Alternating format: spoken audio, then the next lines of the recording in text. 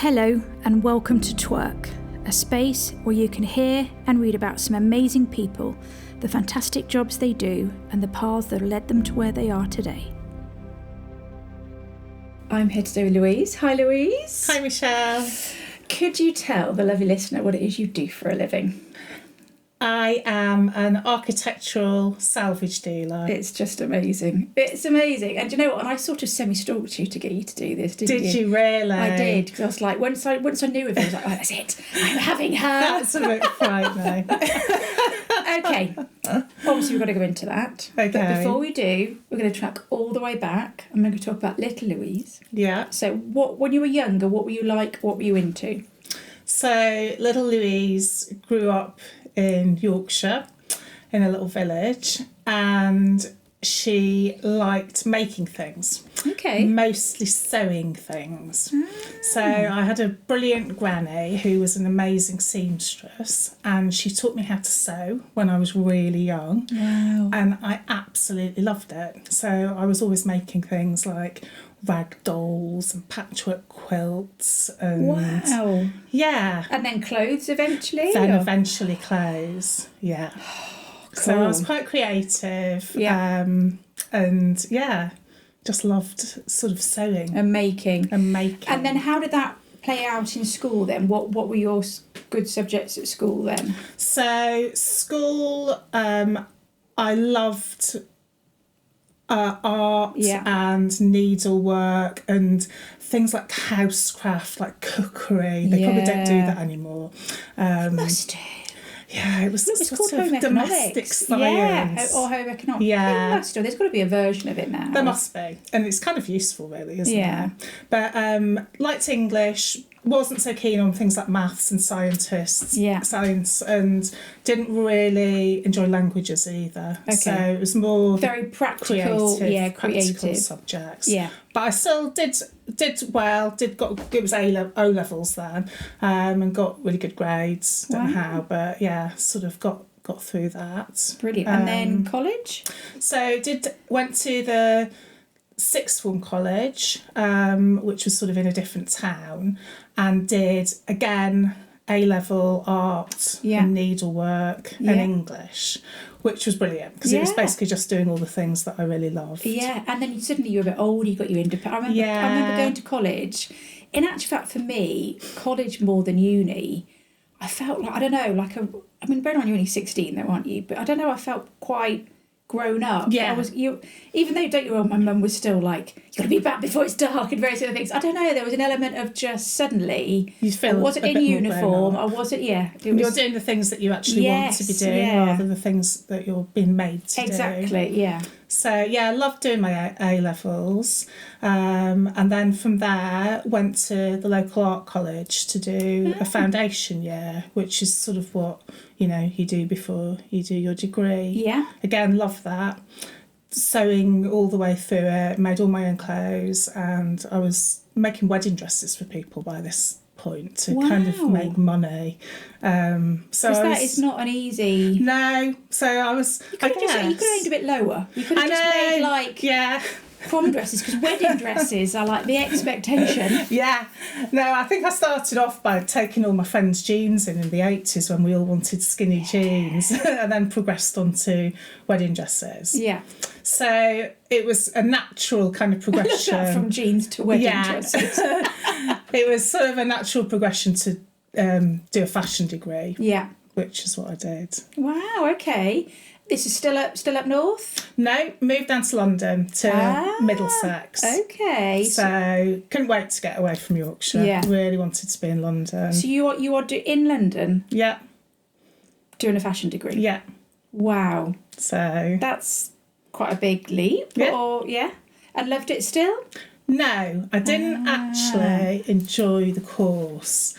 Right. So it was kind of like, I don't know, there was a bit of a culture of sort of favouritism and bullying, like the tutors there My daughter will tell you now it's called Pick Me Girls.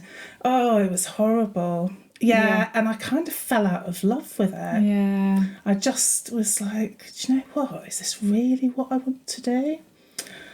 But at some point during that degree, we had a visiting tutor come in, and they taught us like a little bit of shoe design. Oh. And I absolutely loved it. I thought, hang on a minute, this is like brilliant. Yeah. I really enjoy this.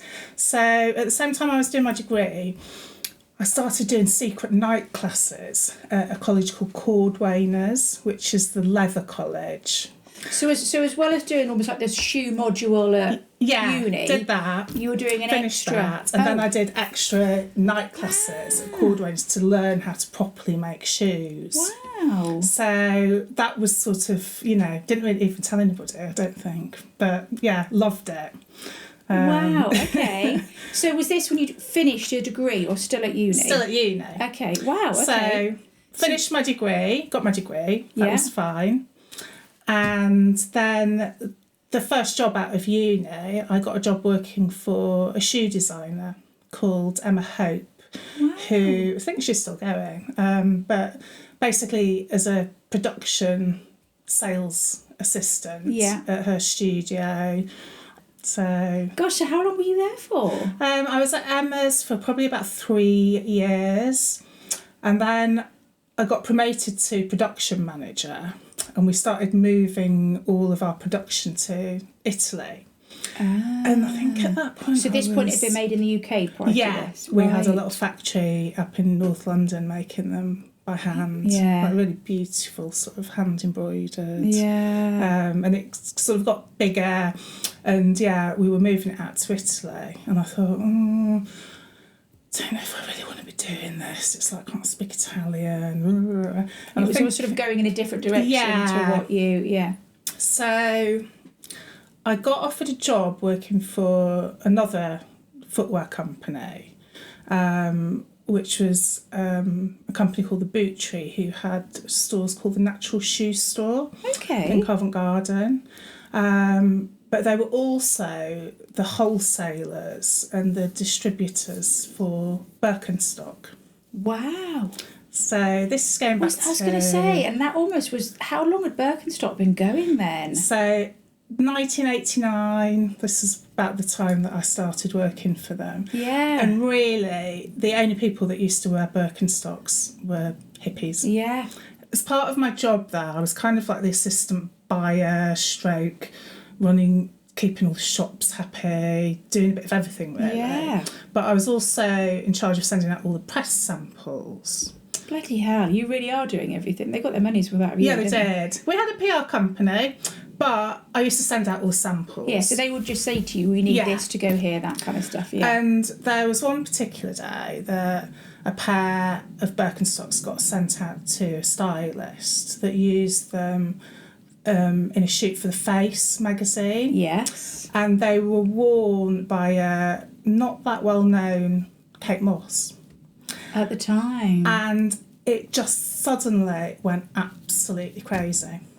So from being like these hippie sandals, Kate Moss was wearing them in the Face, and everybody wanted them. Yeah. I was there for probably about 6 years, and then my boyfriend and I, who I'd been at uni with, bought our first London flat, which was in Camden. So we bought this sort of top floor flat in a Victorian house. Amazing. And almost this is kind of before Camden was probably cool though. Yeah. Wasn't it? I mean, it was actually lovely there. Camden's awful now. It's like really not very pleasant. No, it's kind of, it was bad, then it went really good, cool. Yeah. And now it's... It was great living there. It was really good fun. So bought this flat, and there were a couple downstairs that we just got on with straight away. Sam and Trudy. They were a little bit older than us. Trudy worked in the rag trade, and Sam had a reclamation yard in Brunsbury.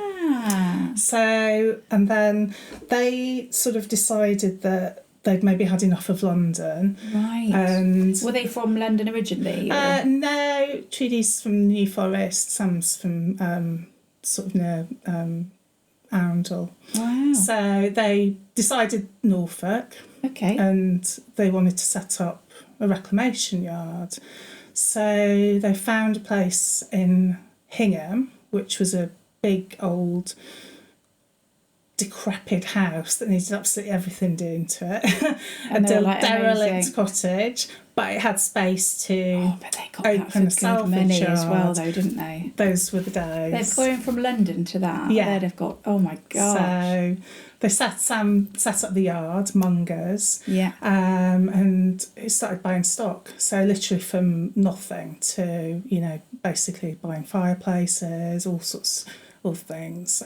So where are we now? Is this now mid-90s? What's this now? Probably in about 1998. Yeah, late 90s. Yeah. Okay. Yeah. Wow. So that whole upcycling thing and kind of is really just started to gain and there was a lot of, there was so much stock because people just didn't really want it. So it was easy to get hold of. I'm trying to think when IKEA came in. Obviously IKEA came in. Yeah. And loads of people, I remember doing this as part of my degree at the time, almost like the IKEA phenomenon, which like people just started chucking away amazing old furniture and stuff. True. Just because they were going to IKEA. Because they wanted IKEA. And they were going getting all this IKEA furniture and all this stuff, so which I'm guessing Sam was just hoovering totally. up. And I used to go skip rummaging because in London people were just throwing things away, and you could be like, "Oh, what's in this skip? Just for Billy bookcases instead. Like, look at this lovely chair." And so I was always pulling things out of skips. I've always been a skip. Okay. And we decided that we'd move out of London. We'd go back up north. And we moved up to Leeds. So then I started a new job up there, which was for a jewellery company. Oh, okay. So I went from shoes to jewellery. Sort of making it or managing the same sort of role, or? So it was a massive wholesale jewellery company that were mainly gold and gemstone, but they had a silver and fashion department. Okay. And I started working there as a product developer, basically putting together ranges for the customer base, which were mostly kind of high street people. Yeah. And then I got pregnant with my daughter, and I was thinking, what should I do? Maybe it should sort of. So it was full time. You're working. It was full time, but it was it was quite a junior role. I wasn't earning loads, and I was thinking, is it really worth paying for nursery? Which is what I was doing. And then my boss died really suddenly. It was really awful. Yeah. So you were still employed? Still employed. And she passed away. So we were like, And the managing director of this massive company called me into his office, and he said, "I'd like to offer you the job, Louise. I think you can do it." As the boss? As the boss of the department. Okay, wow. So I went from sort of being a product developer to being head of buying and product strategy. With a little kid? With a little kid. So hang on, you've gone from, it might not work here anymore, to... They offered me this really amazing big role. Wow, which what was a compliment though. I know. I mean, it was I think it was more, look at the salary and all the noughts and the company car and everything. Wow. But the thing that was really great about that job is we basically had free rein to go and source jewellery wherever we wanted. So well, you were the boss. We used to, all of our factories were in China and Thailand and Italy. So we used to fly out to China and Thailand and had the best time. I mean, we used to work hard, but we used to play really hard as well. Wow. And it was difficult having a little one. But it was, I mean, it was, we managed. Yeah. But it got, after about 3 years, it got to the point where I was like, hang on a minute, I can't, do this. Got a toddler. I've got a toddler. Yeah. And so I left there, and I set up my own business. Wow, okay. So I set up a jewellery company, Okay, I wasn't sure where this was going to go. It was going to go shoes or something else. Right, so you're stuck with jewellery. Yeah. So I guess at that point, you're really in it, aren't you? So you know it. Yeah, totally. So you've got that confidence of, because let's face it, it's terrifying anyway starting out. Yeah. But you know it, I knew all the suppliers, knew yeah. exactly what I was doing. So basically, rather than opening a shop, which was what my first sort of idea was to do, I set up almost like a travelling shop. So I put together ranges of silver and fashion jewellery, and I would go into people's workplaces, like ladies' kind of pamper evenings, ladies' events. You basically took jewellery to customers. Wow. And from the back of that, I used to do jewellery parties. So you'd go into somebody's workplace and then they'd book a jewellery party. I've spent a lot of money doing that kind of thing before. Way too much money. I know. Like you've got a captive audience. Yeah. Everybody wants to buy something. Yeah. And it fitted in around my daughter. I could do it sort of whenever I wanted. Yeah. And it was really successful. And I got approached by a local jewellery sort of luxury high-end goods shop to see if I wanted to run their website. So they sort of did brands like Mont Blanc and Lalique and, you know, sort of nice jewellery brands, but they'd taken on a brand that was kind of quite new at the time, which was Pandora. You're dropping these things into conversations, aren't you? We've gone from dropping in Birkenstocks. I just happened to have been there when Birkenstocks. I just happened to have been there when Pandora was. So we had got what's called a shop in shop. So it was like the Pandora shop within the shop. Yeah. But we were one of about 3 people that Pandora had agreed to allow to sell online. Wow. So we'd set up this website and I was running that. And had you got any web experience? None. So that was like a massive I thought you were going to say yes learning curve for me. Wow. Absolutely massive. I can remember like you weren't doing like coding and HTML stuff. There was someone else. No, they didn't do that. So you were there kind of like mapping out, uploading all the products, doing all the like metal, the descriptions and things like that. Yeah. But then doing all the orders. So that went from like hardly anything to suddenly, like, it was before Christmas and that went absolutely crazy. So we were like having to those bloody bracelets. Yeah, those bloody bracelets. Do you like own any Pandora? Not anymore. I can't even look at it. I can't look at it. I could never ever look at a piece of Pandora. And it is unbelievable that it's still so successful. And carried on working there for a few years. And then at that point, my marriage started to go a bit wrong. He was drinking a lot, money was going missing. But at the point that he'd sort of announced that he was having this affair, I was like, well, that's it then, we're getting divorced. Yeah. So, filed for divorce.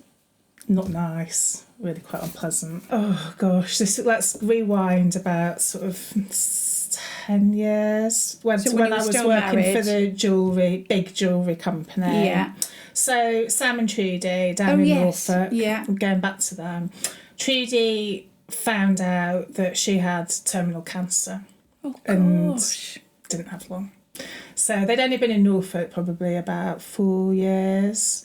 And what were they now, in their 60s? No, Sam was in his sort of late 50s. Late 50s. So young. Actually no, sort of mid, early 50s. But Trudy was a bit older. Okay. That's still young. It was still young, way too young. So we knew that she didn't have long. We came down to Norfolk and sort of said our goodbyes, and it was really, really heartbreaking. So we'd got Molly at this stage, and Trudy passed away in 2004. Sam became Molly's godfather, and we just always stayed in touch with him and sort of still used to come down and visit. And he was kind of running the business by himself. Was he? Had a couple. Did they not have any of their own family? They didn't have any children of their own. Wow. So it really was on his own. Yeah. Then. Yeah. Wow. Yeah. So that was that. And then sort of fast forward to when I got divorced, Sam sort of rang me up and he said, "Oh, Louise, do you and Molly want to come down for Easter and just like have a bit of a break from it all?" And he said, "Oh, can you pick up some fireplace tiles from somebody in Leeds that I've bought some from?" And I was like, "Yeah, do you know what? That'd be really nice." Yeah. And Molly was like, "Oh yeah, brilliant, I'm going down to see Sam." And I just thought, oh, get away from all of this, that's going on. So we went down for Easter, and I don't know, one thing must have led to another. Gave me a few glasses of red wine, and wow. Yeah, It's just meant to be. that was suddenly like, hang on a minute, kind of we're together. Yeah. But I guess the thing is, you'd never perceived each other that way No, before, because they'd been never. different. No. It can really happen like that, Yeah. though, can't it? It just sometimes it takes a thing. Yeah. Yeah. And Judy had been gone, sort of 15 years, and Wow. we were both like... So you didn't. It's not like she died. Do you know what I mean? Like you properly were not like, at all. Yeah. wow. So How lovely though. yeah, it was, and Molly had known him all her life. That was that, and he Wow. asked me to marry him. Wow. And we moved down. So I got divorced, got engaged at Christmas, and moved down to Norfolk in the July and got married. Good time. in August. Good time to move. Yeah. So moved to Norfolk, and that was 10 years ago. Wow. And then since then, so where we are now, so we're in your... So describe where we are now then. So this is our holiday cottage. Yeah. And up until a couple of months ago, Yeah. we were next door, which Yeah. is the house, which was our house and shop and reclamation yard and showroom. Yeah. So the business that Sam had sort of built up over the years, he'd sort of bought bits of like extra land and buildings as the business got bigger. Yeah. But primarily it's a 15th century house. Yes. That he then restored. So he had restored it? Because you said he restored the cottage He bit. restored the cottage, and then Yeah. he'd started restoring the house, but Yeah. he hadn't quite finished it. Yeah. So when we got married, we sort of started doing things together. Yeah. And I started decorating it. Yeah.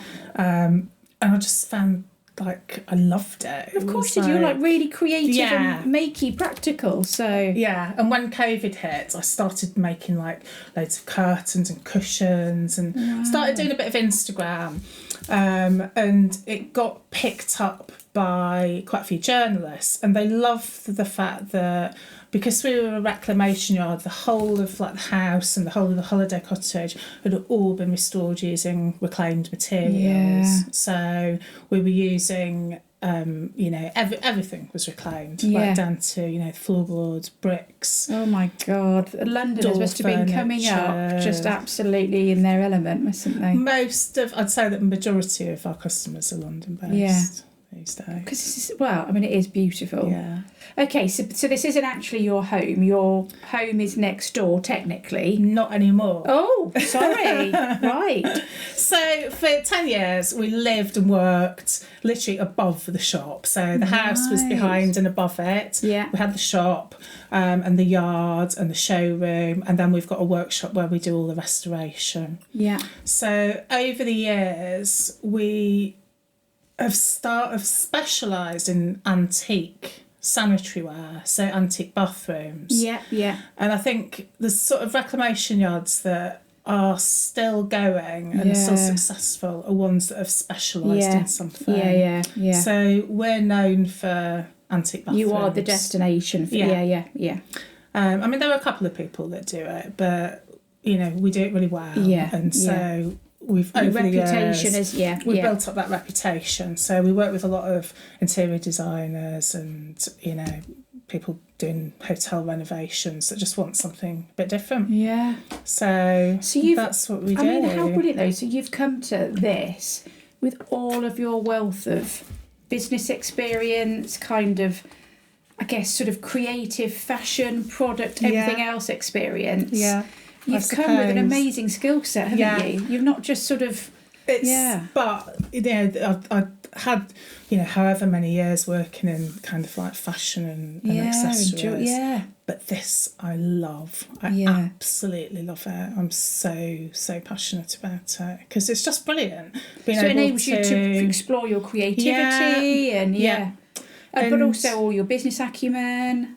We're a good team. We work really well together. We've got different, we sort of wear different hats, but we work really well. So the business has been successful. Yeah. You have your ups and downs like any business. Yeah. But how did it work during COVID though as well? Was it? Yeah. So it was we were, we did the whole sort of grants and things, put our staff Were on you shipping stuff out at this point already? So you'd already got could kind of still keep going. Yeah. And so you'd got your showroom still, but you had your sort of online kind of... We built a good website before COVID hit, and so throughout COVID everybody was shopping online, weren't they? Of course they were. So doing up the houses. Yeah. So actually COVID was a really brilliant time for us because people were just like buying stuff online and we could still ship it out, and I was doing up our house because you sort of had that bit of time on your hands. Yeah. And so finished the house, got it looking really lovely, and then sort of had a load of journalists sort of contacting me and going, can we do like a feature in a magazine? So we had it featured in quite a few sort of glossy interior things like covers and what have you. Yeah, so the website was going well, and most of our customers these days, they buy from photographs or they buy online. Somebody in Scotland that wants to do up a bathroom in a big Scottish estate, and they can't realistically come down and sort of look at it all, so they'll say send me pictures, and nowadays you take great pictures, and they'll go, we'll have that. There'll still be a designer working for somebody up there. So we were sort of thinking, Sam's not getting any younger, he can't really be sort of lugging like radiators around for the rest of his life. So what are we going to do? And so the website side of it was building up, and then I was in our showroom one day and I was thinking, faffing around, doing a bit of cleaning, and I thought, this could be a house. And it was basically like a big steel industrial building. Wow. That Sam had bought from like the neighbour who'd had it as it was a builder's yard, and we'd had it as our showroom for years and years.